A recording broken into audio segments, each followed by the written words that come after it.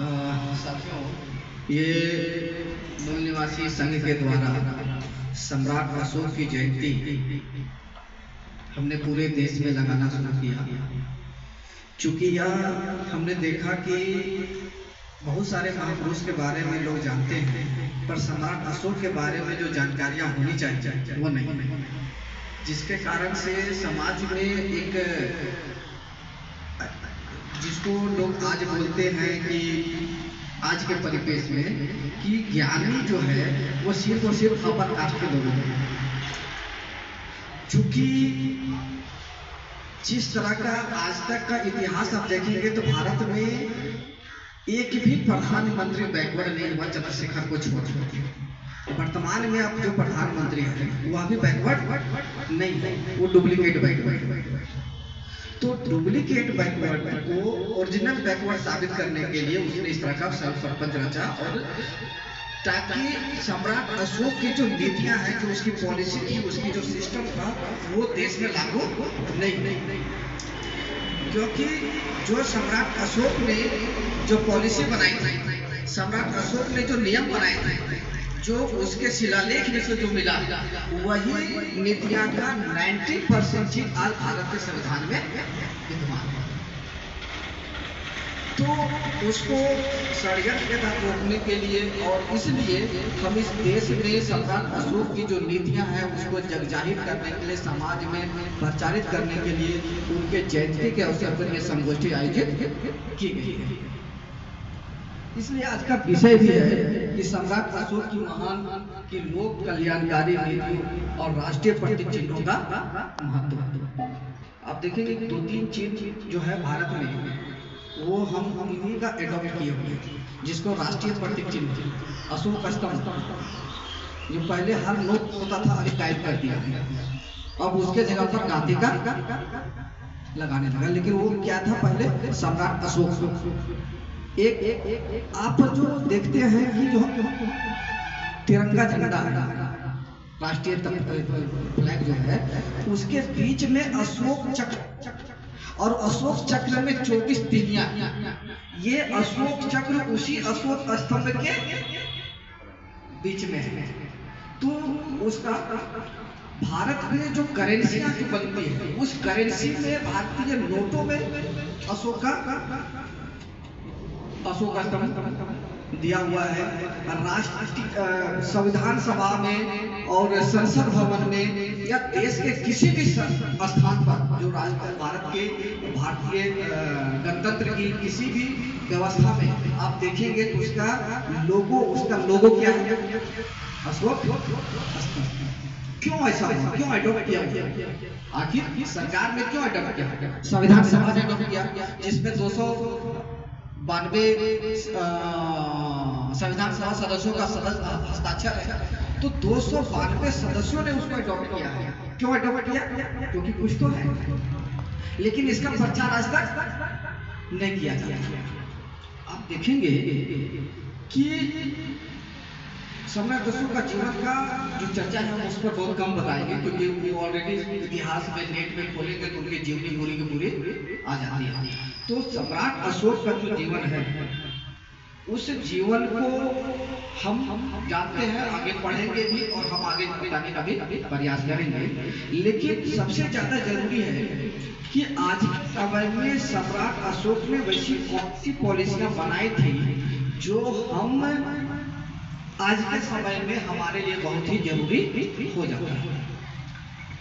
आप देखेंगे कि सम्राट अशोक का जब कलिंगा युद्ध के बाद, जब उनको लगा कि युद्ध से हम क्रांति नहीं कर सकते, पूरे विश्व को नहीं जीत सकते हैं, तब उन्होंने शांति का मार्ग चुना। और शांति का मार्ग चुनने के लिए उन्होंने ढूंढा कौन सी जगह पर हम जाए जहाँ से हमको शांति मिले और लोगों को। तो आज के समय में आप देखते हैं तो वो बुद्धिज्म के पास गए, और बुद्धिज्म में देखा कि उसमें 3 चीज है। एक पंचशील, जो व्यक्ति के जीवन के लिए होता है, और दूसरा है अष्टांगिक मार्ग, जो जन सामान्य के लिए होता है, ये सबके लिए होता है। यही चीज अब सम्राट अशोक को प्रभावित किया कि अगर समाज में कुछ बदलाव लाना है तो समाज के अंदर जो समस्या है उसको समझना पड़ेगा। वो समस्या क्यों है? तो समस्या क्या है? इंसान के द्वारा पैदा किया हुआ समस्या है। मतलब आज जो समस्या है वो किसी भगवान ने पैदा नहीं किया, उस समस्या को पैदा किया है इंसान ने। तो जब इंसान ने पैदा किया तो उसको खत्म भी इंसान ही कर सकता है। तो जब खत्म इंसान कर सकता है तो उसको क्या करना चाहिए? तो उन्होंने बताया पंचशील, झूठ मत बोलो, चोरी नहीं मत करो, मांस जीव हत्या नहीं करना, व्यभिचार नहीं करना है और हिंसा नहीं करना है। ये 5 चीज बोला कि अगर हम उसको आत्मसात कर लेते हैं तो आपका जीवन सफल होगा, सुधर जाएगा, और आप जब सुधरेंगे तो सामने वाला भी सुधर जाएगा। तो इसको लगा कि अगर हम युद्ध नहीं करते ही इनको जो मारे, जिसको जिन लाशों को गिराया था, उसके बाद में जो उनका परिवर्तन हुआ तो उनको लगा कि ये चीज अगर हम पंचशील को अपनाए होते तो आज हम हमारी स्थिति नहीं।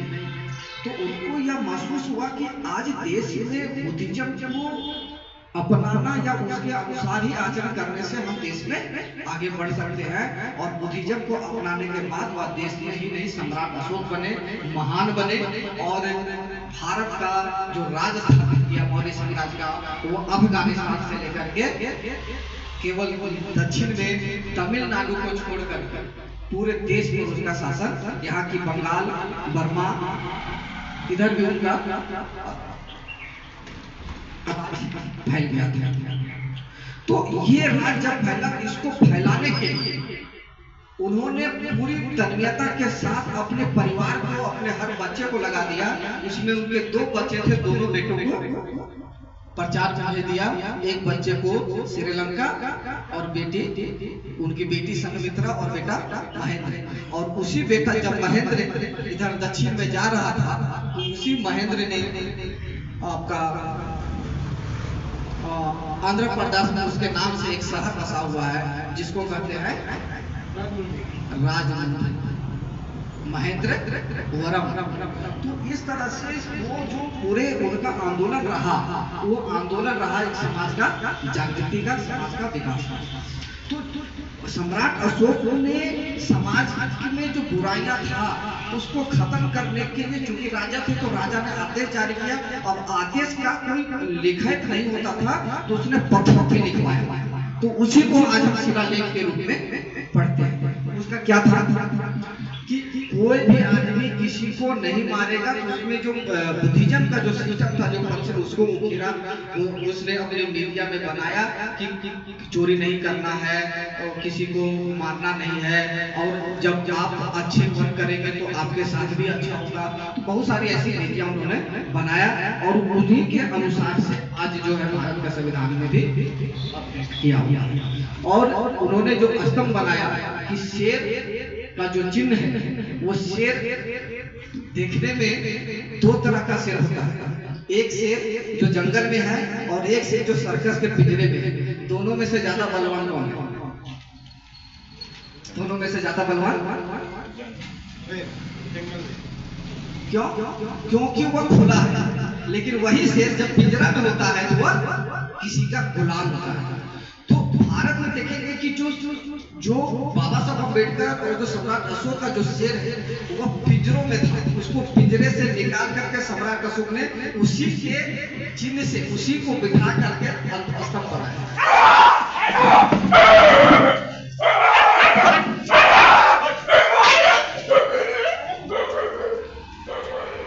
जो चिन्ह है उसी को सरकार ने अडॉप्ट किया कि जो सम्राट अशोक की जो सिस्टम था वह भी एक जनता का कल्याणकारी राज्य था। और भारत भी जो अब एडॉप्ट हुआ, जब भारत आजाद हुआ तो भारत को भी एक लोक कल्याणकारी राज्य के रूप में स्थापित किया गया। तो सम्राट अशोक भी लोक कल्याणकारी, भारत भी लोक कल्याणकारी। तो लोक कल्याणकारी होने के लिए क्या होता है? जीने दो और जियो और जीने दो, जियो और जीने दो। लोक कल्याणकारी का मतलब ये होता है जियो और जीने दो। तो जियो मतलब खुद नहीं जीना है, सामने वाले उसको बहुत ज्यादा खर्च नहीं करना है।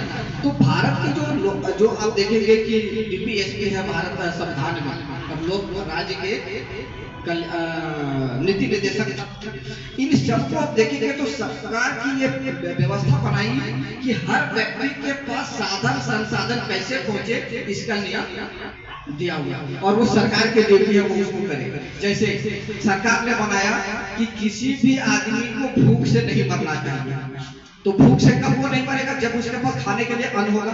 और खाने के लिए अन्न कब होगा, जब वो उसके पास संपत्ति होगा, धन होगा। और धन कैसे जाएगा, धन कैसे जाएगा, तो या तो उसको नौकरी दीजिए या तो उसको लोन देके बिजनेस करवाइए, यही उपाय है।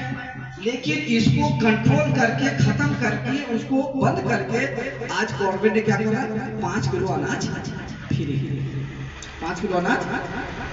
अब मतलब फ्री की आदत लग रही है, जब फ्री की आदत लग रही है तो आगे जो समाज का विकास होना चाहिए, वो खुद के लिए जो अर्निंग करता उसकी कैपेसिटी कम हो रही है। तो देश जब विकास, ऐसे देश का जो विकासशील का जो तबका था, विकास का, विकसित देश का, वो हट गया, विकासशील का हट गया, अभी वो अल्प, क्या बोलते हैं, अविकसित देश में भारत में से फिर आ गया इस मोदी के। तो वो जो उनकी सिस्टम था, जो उनका नीति था, उसी नीति को आज राज्य के नीति निर्देशक तत्व में शामिल किया गया है कि हर व्यक्ति को धन पहुंचे, हर व्यक्ति के पास सम्मान पहुंचे, हर व्यक्ति के पास उसकी जो जस्टिस है, वो 3 तरह का जस्टिस है, उसको मिलना चाहिए। वो जस्टिस है सामाजिक न्याय, आर्थिक न्याय और राजनीतिक न्याय। तो जब तक ये तीनों नहीं मिलेगा, वह समाज कल्याणकारी नहीं हो सकता है, वह देश कल्याणकारी नहीं हो सकता है। और उसको करने के लिए सम्राट अशोक को जानना जरूरी है, उनकी नीतियों को जानना जरूरी है, भारत के संविधान को पढ़ना जरूरी है। तो अगर हम उसको पढ़ते हैं तो उसके अकॉर्डिंग ही आचरण करेंगे, और उसके अकॉर्डिंग जब आचरण करेंगे तो हम फिर उसके अनुसार से हमारा माहौल भी तैयार होगा। तो जिन हम चीजों को हम आगे बढ़ाना चाहते हैं, उसके बारे में आज प्रचारित करना और उसके बारे में लोगों को बताना, ये हमारी नैतिक जिम्मेवारी है। और इसीलिए मूल निवासी संघ के माध्यम से यह जो संगोष्ठी का आयोजन किया गया है, वो पूरे देश में किया जा रहा है। हम इस बार शुरू किए हैं, नेक्स्ट ईयर से और अच्छा होगा। अभी आनंद फानंद में हमने 1-2 दिन में यह प्रोग्राम तय किया, अभी अगले बार इसका जब पहले से प्रोग्राम तय रहे तो इसका बेहतर तरीके से कार्यक्रम किया जाएगा, ज्यादा लोगों के साथ किया जाएगा। अभी धीरे धीरे हम अपने स्टेज पे आए हैं तो उसको आगे बढ़ेंगे। इन्हीं चंद शब्दों के साथ आप सभी को धन्यवाद। जय भीम, जय मूल निवासी, जय श्री राम।